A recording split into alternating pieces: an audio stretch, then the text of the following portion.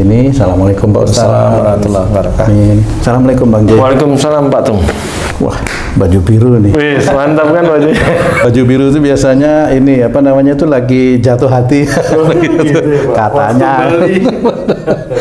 Gini Bang J ya, kita mau nanti ngaji lagi dengan guru kita. Mudah-mudahan nanti para pemirsa dan sahabat beriman dimanapun berada punya kasus yang mirip dengan yang nanti akan kita tanyakan ya. Sering sekali ibu-ibu itu, untuk ibu-ibu muda yang baru punya bayi ini ya, merasa kerepotan. Kadang-kadang Pak Ustadz ya, kadang-kadang ibu tua ini begadang tiap hari, tiap malam karena apa? Anaknya itu sering nangis di tengah malam misalnya itu. Kenapa tuh? Nah, kalau dari beberapa yang saya pernah pernah tanya juga pernah perhatikan itu, nangis dikasih tetek, Kasih ASI. nah kasih ASI tetap nangis, dicek enggak basah enggak, tapi tetap nangis. Kadang-kadang juga Badannya panas nggak? nah, kadang-kadang ada juga bayi ya, masih bayi nih Pak Ustadz, itu mengalami juga sakit gitu. Sakit. Kadang-kadang panas, Demam. demam tinggi, kadang-kadang flu bayi itu ya, kadang-kadang ada yang sesek gitu loh. Jadi kasihan juga kalau kita lihat ya, ibu-ibu muda itu repot juga dengan ngurusin bayinya yang Suami juga repot juga pastinya. Kalau misalnya seorang bayi ya Pak Ustadz ya, bayi itu masih ya umur 5-6 bulan, kadang-kadang yang baru lahir juga menderita sakit. Yang paling sering itu kan panas badannya Pak Ustadz. Itu apakah ada hubungannya memang dengan akhlaknya orang tua atau akhlak si bayi ini kan memang belum punya dosa lah dikatakan gitu Pak Ustadz. Kira-kira penyebab yang paling dominannya apa Pak Ustadz? Iya. Bismillahirrahmanirrahim. Assalamualaikum warahmatullahi wabarakatuh. Waalaikumsalam warahmatullahi wabarakatuh. Amin ya rabbal alamin. Jadi yang kita bahas nih panas saja dulu ya. Panasnya dulu Karena aja. belum bisa nyusui, besok-besok aja lah ya. Panas, bayi panas. Jadi anak yang lahir atau sampai sebelum akhir balik itu insya Allah belum ada catatan dosa. Nah, dalam hadis juga diceritakan seperti itu, baru dicatat oleh Allah Ta'ala jika anak tersebut akhir balik. Dicatat amal baiknya dan dicatat juga amal buruknya. Jadi kalau bayi sakit, jangan berbicara bahwa bayi ini punya dosa karena kelakuan, enggak. Tapi karena memang ayah dan ibu dari si bayi ini menginginkan bayi ini lahir, sehingga tabiat ayah dan ibunya itu dimunculkan lewat anaknya dari Allah Ta'ala. Oleh Allah itu maksudnya dimunculkan lewat anaknya. Contoh si anak bayi ini panas ya. Panas itu bisa aja sebenarnya dari emosional, marah, berantem, ngomel-ngomelnya si orang tua berdua bisa. Bisa umpamanya dulunya lahir kemudian disusui biasa, kemudian kok tidak tahu-tahu bayinya panas nih, hari ini panas, besok panas. Nah, ini orang nggak tahu, tapi kalau dokter ya disuntik kayak apa, kasih obat kayak umpamanya walau-walau saya nggak tahu ya. Tapi kalau ngeredain, kalau menurut saya ringan. Kamu marahan nggak sama suamimu? Itu aja pertanyaan saya ringan. Sebelum anakmu sakit, marahan aja, apa masalahnya? Contoh umpamanya kamu minta tolong bangun untuk gendong bayi, suamimu nggak mau, jengkel nggak kamu? Jengkel, sehari, 2 hari, 3 hari, iya, 4 hari, iya. Nah, itu awalnya. Nah, itu nanti bisa dilacak lewat si anak yang sakit panas. Dipegang. Yang paling panas itu jidatnya si bayi, kemudian lehernya si bayi atau ulu hatinya si bayi. Atau sini, ya, Tengkuk itu. tengkuknya. Itu boleh dipegang. Mana yang panas? Paling panas mana? Kalau yang paling panas itu jidat sini. Nah, biasanya salah satu orang tua si adik ini mikirin sesuatu tapi ada emosional. Jadi bisa ibu, bisa bapaknya mikirin sesuatu tapi ada emosional. Mikirin suaminya nggak mau gantian. Bisa, bisa itu. Iya, bisa.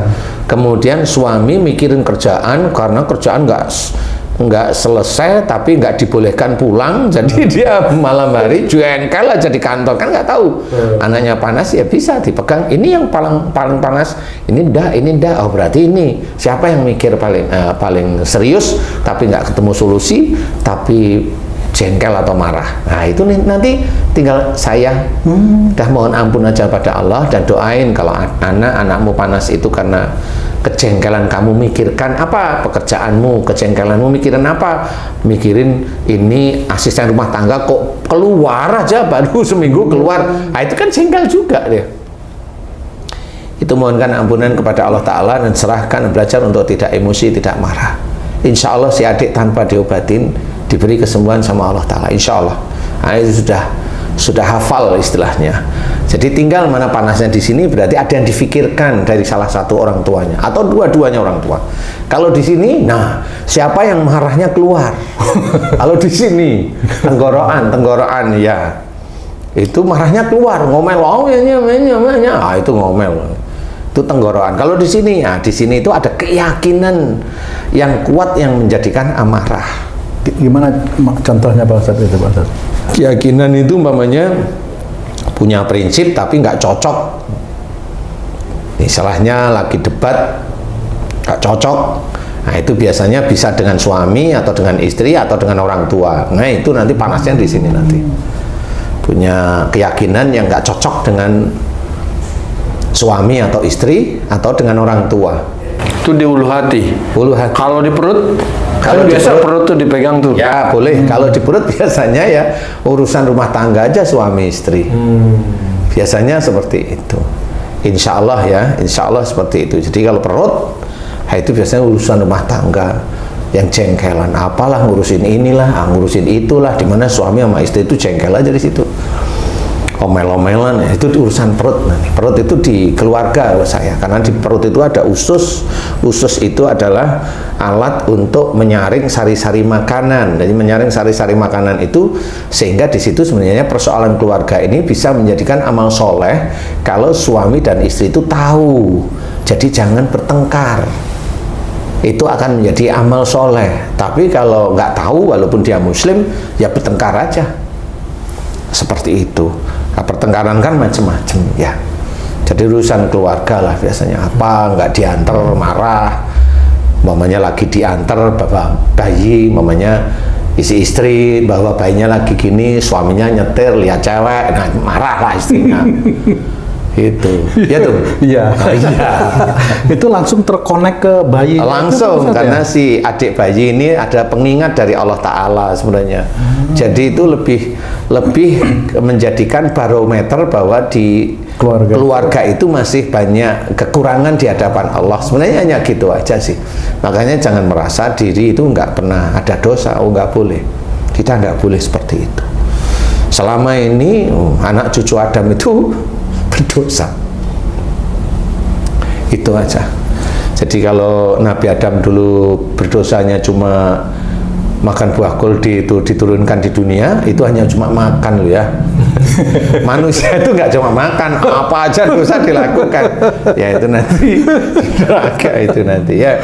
Khususnya yang muslim itu ya. Kalau yang non muslim nggak perlu tak pikirin kalau saya ya. Nah, jadi insya Allah seperti itu. Makanya berhati-hati karena barometer alat barometernya itu di adik kecil itu sendiri. Oke, Ustaz, bayi atau balita lah, bayi di bawah 5 tahun atau bayi di bawah 3 tahun, anak bukan bayi lagi lah, anak itu terkadang sebulan sekali suka sakit gitu, Ustaz. Sakit apa? Panas sininya. Nah, ya itu omel-omelan aja. Nah, Allah menurunkan penyakit itu cepat ataupun lama sakitnya, atau bukan lama sakit, lama dikasih sakitnya juga tergantung keimanan orang tuanya. Insya Allah iya. Jadi semakin orang tuanya itu dekat sama Allah Ta'ala, kalau memang lagi omel-omelan, jengkel, anaknya panas cepet. Itu ngomel siang aja sore udah sakit. Itu sore aja udah sakit. Jadi ngomel-ngomel mulu ibunya, nah anaknya mencret terus. Seperti itu langsung itu kalau dia sholatnya tertib, umpamanya ya, dia dekat istilahnya kalau dilihat secara manusiawi itu dekat kepada Allah, dekat ya, manusiawi loh ya, kalau Allah kan nggak tahu ya saya. kelihatan itu biasanya ya cepet ya, kalau dia ngomel aja anaknya mencret. Oh, kalau orang tua seperti itu dan menyadari akibatnya, itu sebenarnya suatu hidayah dari Allah juga ya, untuk cepat kembali ke jalan Allah. Iya, itu maksud saya. Jadi kenapa tadi apa namanya watubu ilallahi jami'an ayyuhal mu'minun itu kan diceritakan di sini, itu ada cerita bahwa orang itu disuruh bertobat. Orang-orang mukmin, orang beriman itu disuruh bertobat. Berarti di sini itu ada kesalahan yang sering dilakukan walaupun dia beriman. Jangan punya pikiran orang beriman itu hilang kesalahan dan dosa-dosanya. Tidak bisa. Nanti akan dinilai oleh Allah Ta'ala di akhirat. Jadi pada saat di akhirat itu baru ditimbang istilahnya. Jadi baru ditimbang. Jadi apa namanya, nggak kita harus hati-hati, jangan sampai besok amal buruk dan amal baik kita itu ditimbang di akhirat. Kalau bisa jangan sampai itu telat kalau saya. Kalau bisa banyaklah mohon ampun di dunia ini dan belajar untuk taubat beneran, taubat nasuha kerjakan. Karena di dunia inilah tempat untuk mengurangi sebenarnya timbangan berat dari dosa. Berarti kalau orang yang berpikir seperti itu, dia menyadari kalau dia banyak dosa, Ustaz. Orang itu malah lebih bagus kalau menurut saya imannya daripada orang yang hanya nyalahin orang lain. Itu lebih bagus kalau saya. Ini orang bagus, dia evaluasi sehingga dia terus berusaha untuk menjadi orang yang baik di hadapan Allah Ta'ala. Terus dia berusaha, ya sholatnya, ya tingkah lakunya, ya tanggung jawabnya, ya dalam mencari rizki, semua dapat rezeki, bagaimana dia itu mengelola rizkinya untuk sedekah, untuk ini, kan banyak akhirnya dia kelola. Dan disitulah amal-amal soleh itu akan dicatat oleh Allah Ta'ala. Nah, kalau bisa jangan sampai kita kebanyakan dosa. Kalau memang itu nanti digugurkan, nanti pada saat di akhirat itu ditimbang, baru ditimbang. Kalau di dunia ini enggak, dikasih pengingat. Kalau anak kecil menggugurkan dosa siapa yang digugurkan? Orang tua? Enggak bisa. Buktikan aja, kalau orang tuanya ribut berdua, anaknya panas kok. Insya Allah. Dan ribut, apakah itu dosanya kemudian digugurkan melalui anak? Enggak. Kalau anaknya mati, waduh, berarti orang tuanya bertanggung jawab ya, Pak? Berarti orang tuanya dosanya hilang semua, anaknya sampai mati kan gitu. Enggak bisa seperti itu. Enggak, bukan yang menggugurkan dosa itu bukan yang seperti itu. Cuma banyak orang-orang saudara kita nggak paham. Sekiranya menggugurkan dosa, enggak. Itu hanya pengingat bahwa di kita itu masih banyak dosa. Dosa itu pengingat sebenarnya. Karena kita tobat. Makanya kalau kita itu selalu seperti itu di subyo-subyo, dibangga-banggain, itu ya sudah terlena manusia muslim. Dia nanti tahunya setelah di akhirat. Loh, katanya digugurkan. Siapa bilang? Ayatnya aja jelas. Ayat itu untuk di dunia. Ya, apa saja musibah yang kau terima disebabkan dari buat tanganmu sendiri. Kenapa kamu itu tahu ayat itu? Kenapa kamu nggak pernah tobat? Padahal musibah itu diberikan oleh Allah Tuhanmu terus menerus. Kenapa kamu nggak pernah tobat? Kata guru saya menggugurkan, ya saya ikut. Oh, siapa nama gurumu? Itu lagi disiksa. Sama seperti itu. Jadi nggak bisa, kita harus hati-hati. Nah, mudah-mudahan bagi ibu-ibu muda atau ibu-ibu yang sudah berkelas, itu mulai paham, belajarlah baik, tetap sholat ditingkatkan, keteguhan iman ditingkatkan, perbuatan-perbuatan baik juga ditingkatkan, perbuatan buruk juga belajar dieliminasi, dieliminasi istilahnya. Ayo dikurangi, dihilangkan. Walaupun sulit, mau masuk surga itu sulit, tidak gampang. Dihilangkan.